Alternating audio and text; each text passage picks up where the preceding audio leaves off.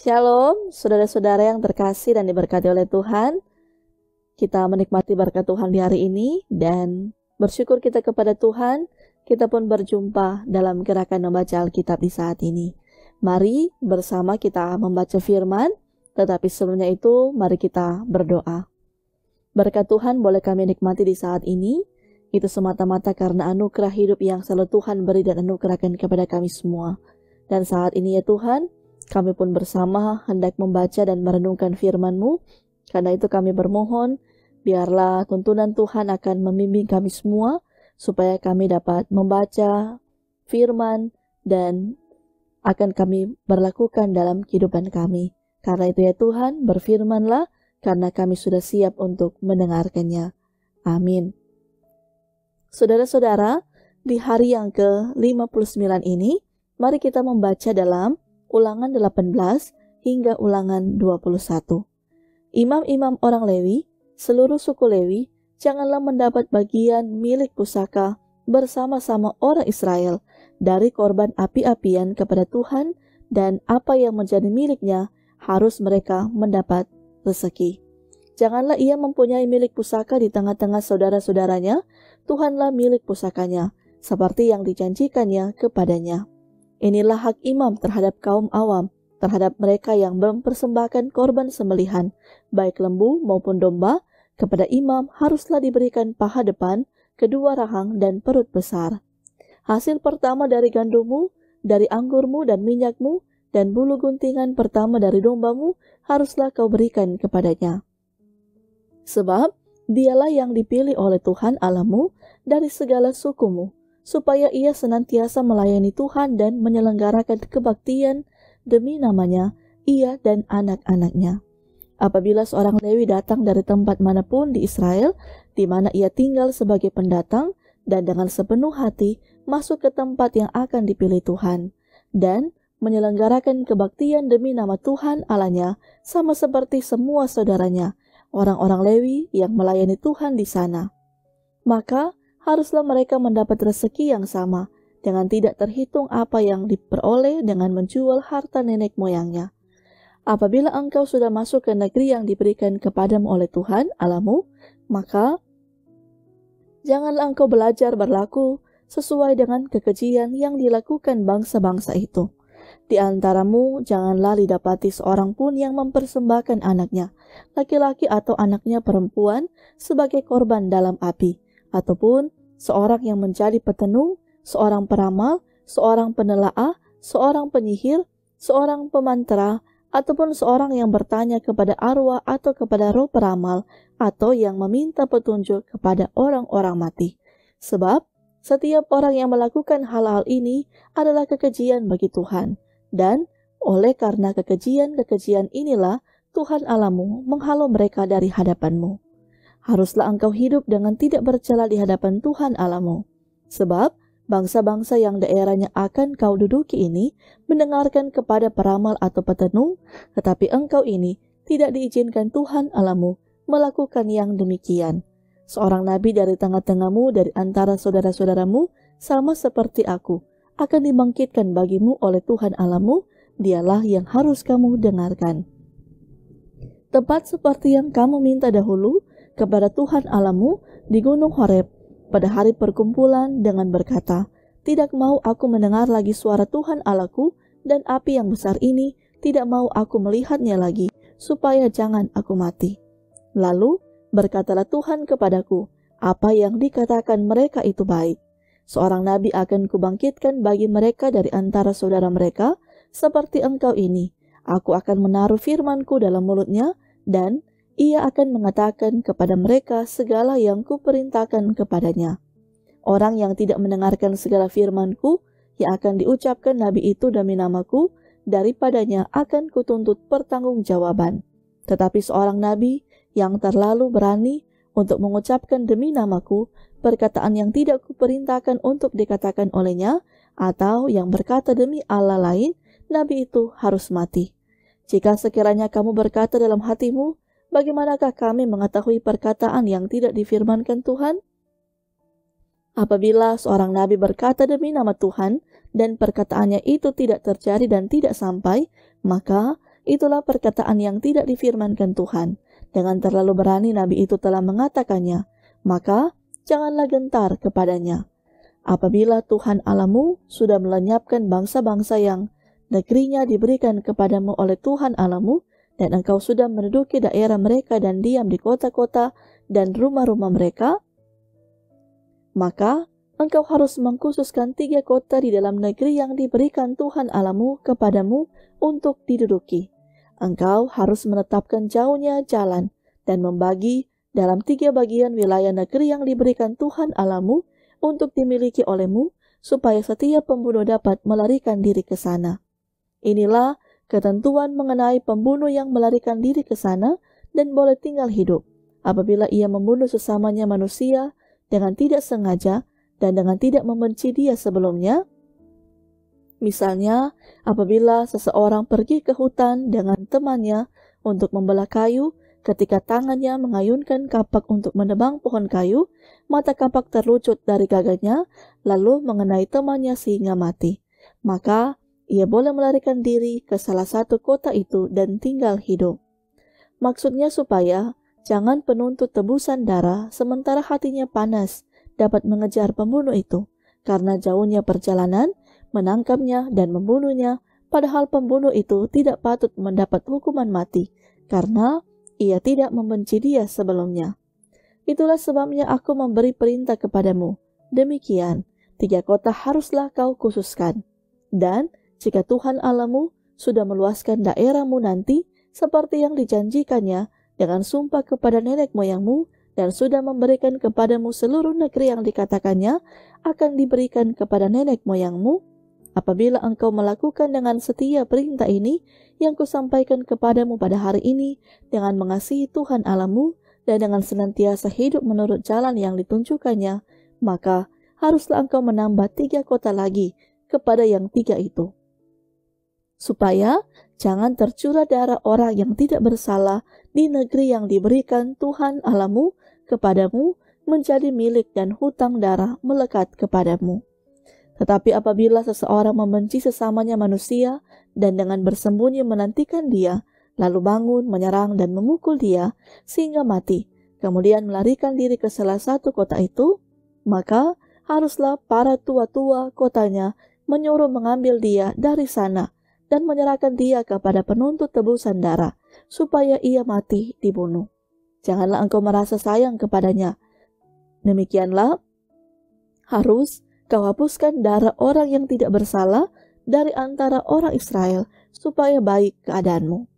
Janganlah engkau menggeser batas tanah sesamamu yang telah ditetapkan oleh orang-orang dahulu di dalam milik pusaka yang akan kau miliki di negeri yang diberikan Tuhan Allahmu kepadamu untuk menjadi milikmu. 1 orang saksi saja tidak dapat menggugat seseorang mengenai perkara kesalahan apapun atau dosa apapun yang mungkin dilakukannya. Baru atas keterangan 2 atau 3 orang saksi perkara itu tidak disangsikan. Apabila seorang saksi jahat menggugat seseorang untuk menuduh dia mengenai suatu pelanggaran, maka kedua orang yang mempunyai perkara itu haruslah berdiri di hadapan Tuhan, di hadapan imam-imam dan hakim-hakim yang ada pada waktu itu. Maka hakim-hakim itu harus memeriksanya baik-baik, dan apabila ternyata bahwa saksi itu seorang saksi dusta dan bahwa ia telah memberi tuduhan dusta terhadap saudaranya, maka kamu harus memperlakukannya sebagaimana ia bermaksud memperlakukan saudaranya. Demikianlah harus kau hapuskan yang jahat itu dari tengah-tengahmu.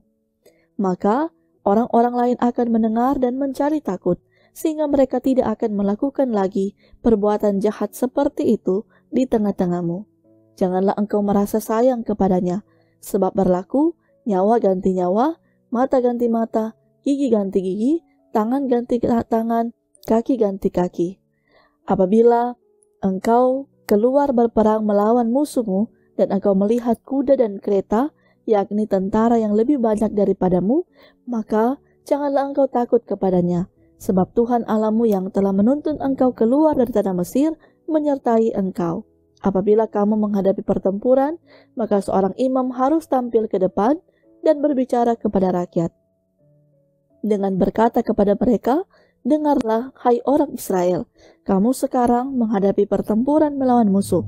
Janganlah lemah hatimu, janganlah takut, janganlah gentar, dan janganlah gemetar karena mereka.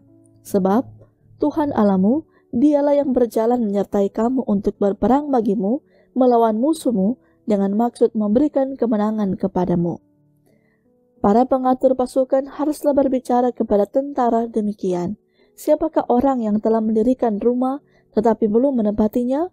Ia boleh pergi dan pulang ke rumahnya, supaya jangan ia mati dalam pertempuran dan orang lain yang menempatinya. Dan siapa telah membuat kebun anggur tetapi belum mengecap hasilnya, ia boleh pergi dan pulang ke rumahnya, supaya jangan ia mati dalam pertempuran dan orang lain yang mengecap hasilnya. Dan siapa telah bertunangan dengan seorang perempuan tetapi belum mengawininya, ia boleh pergi dan pulang ke rumahnya, supaya jangan ia mati dalam pertempuran dan orang lain yang mengawininya. Lagi para pengatur pasukan itu harus berbicara kepada tentara demikian. Siapa takut dan lemah hati, ia boleh pergi dan pulang ke rumahnya, supaya hati saudara-saudaranya jangan tawar seperti hatinya. Apabila para pengatur pasukan selesai berbicara kepada tentara, maka haruslah ditunjuk kepala-kepala pasukan untuk mengepalai tentara. Apabila engkau mendekati suatu kota untuk berperang melawannya, maka haruslah engkau menawarkan perdamaian kepadanya. Apabila kota itu menerima tawaran perdamaian itu dan dibukanya pintu gerbang bagimu, maka haruslah semua orang yang terdapat di situ melakukan pekerjaan rodi bagimu dan menjadi hamba kepadamu. Tetapi apabila kota itu tidak mau berdamai dengan engkau, melainkan mengadakan pertempuran melawan engkau, maka haruslah engkau mengepungnya. Dan setelah Tuhan Allahmu menyerahkannya ke dalam tanganmu, maka haruslah engkau membunuh seluruh penduduknya yang laki-laki dengan mata pedang. Hanya perempuan, anak-anak, hewan, dan segala yang ada di kota itu, yakni seluruh jarahan itu, boleh kau rampas bagimu sendiri, dan jarahan yang dari musuhmu ini, yang diberikan kepadamu oleh Tuhan Allahmu, boleh kau pergunakan. Demikianlah harus kau lakukan terhadap segala kota yang sangat jauh letaknya dari tempatmu, yang tidak termasuk kota-kota bangsa-bangsa di sini.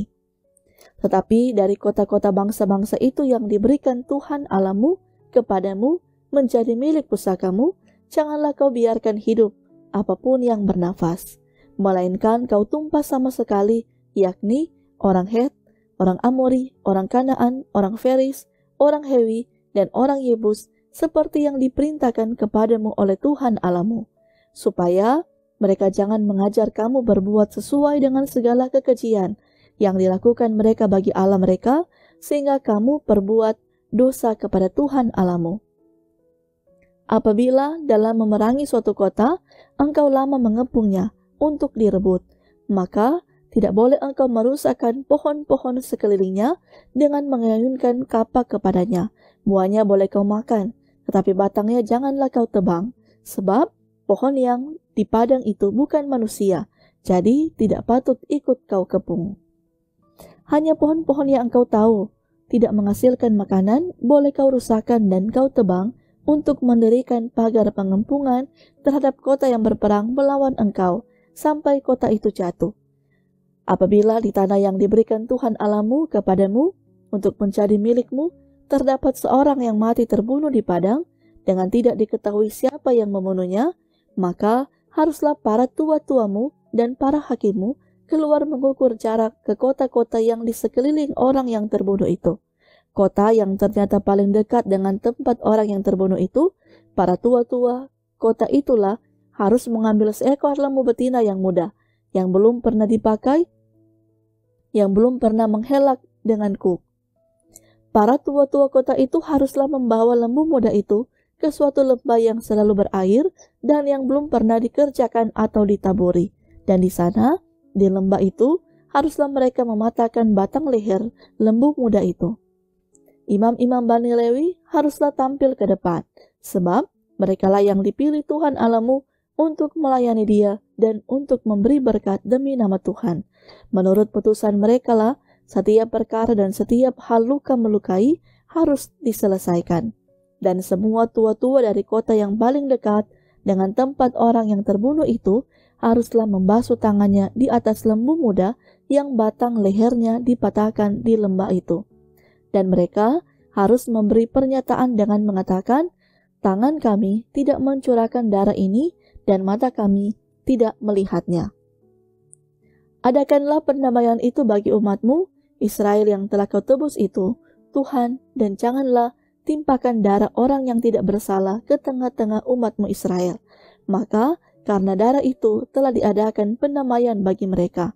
Demikianlah engkau harus menghapuskan darah orang yang tidak bersalah itu dari tengah-tengahmu, sebab dengan demikian engkau melakukan apa yang benar di mata Tuhan.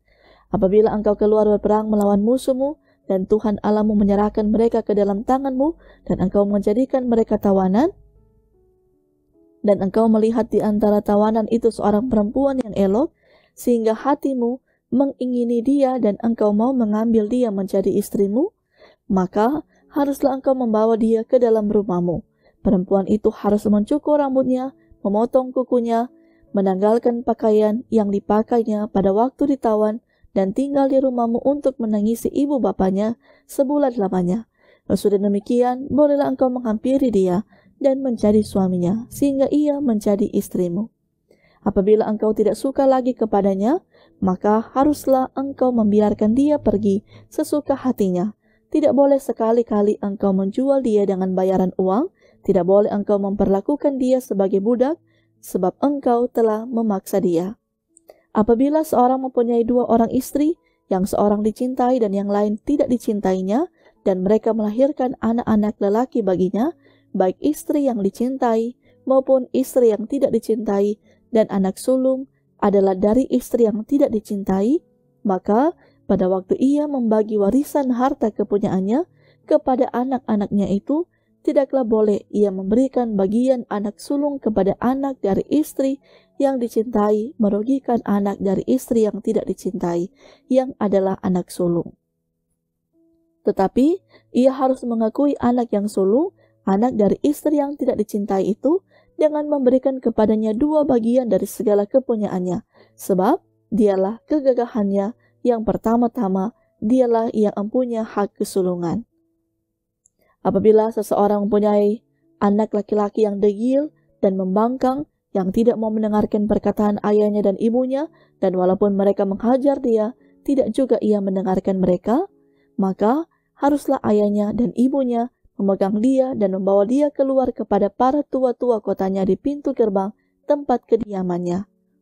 Dan harus berkata kepada para tua-tua kotanya, anak kami ini degil dan membangkang. Ia tidak mau mendengarkan perkataan kami. Ia seorang pelahap dan peminum. Maka haruslah semua orang sekotanya melempari anak itu dengan batu sehingga ia mati. Demikianlah harus kau hapuskan yang jahat itu dari tengah-tengahmu, dan seluruh orang Israel akan mendengar dan menjadi takut. Apabila seseorang berbuat dosa yang sepadan dengan hukuman mati, lalu ia dihukum mati, kemudian kau gantung dia pada sebuah tiang, maka janganlah mayatnya dibiarkan semalam-malaman pada tiang itu, tetapi haruslah engkau menguburkan dia pada hari itu juga. Sebab seorang yang digantung terkutuk oleh Allah, janganlah engkau menajiskan tanah yang diberikan Tuhan Allahmu kepadamu menjadi milik pusakamu. Mari kita berdoa. Terima kasih ya Bapa di surga, Engkau telah membimbing kami semua membaca firman-Mu, sehingga kami pun boleh membaca firman-Mu dalam tuntunan Tuhan. Ajarlah kami terus, bukan hanya dapat membaca, tapi dapat memperlakukan firman itu dalam keberadaan kehidupan kami. Terima kasih kami ucapkan kepada-Mu ya Tuhan, untuk anugerah kehidupan yang Kau anugerahkan kepada kami di hari ini, dan bermohonlah kami kepada-Mu, untuk kami dapat melakukan segala tugas tanggung jawab kami di hari ini. Diberkatilah kehidupan pribadi kami, keluarga kami, segala usaha dan mata pencarian kami, biarlah semuanya pula ada dalam campur tangan-Nya Tuhan, dan membawa kami bisa menuai segala berkat yang akan Tuhan beri dan anugerahkan kepada kami di sepanjang hari ini. Karena itu, hidup kami saat ini, biarlah semuanya ada dalam pemberkatan-Mu ya Tuhan. Ialah doa kami, di dalam nama Tuhan Yesus kami berdoa. Amin. Demikianlah Bapak Ibu Saudara-saudara, firman Tuhan kita di saat ini. Tuhan memberkati kita sekalian.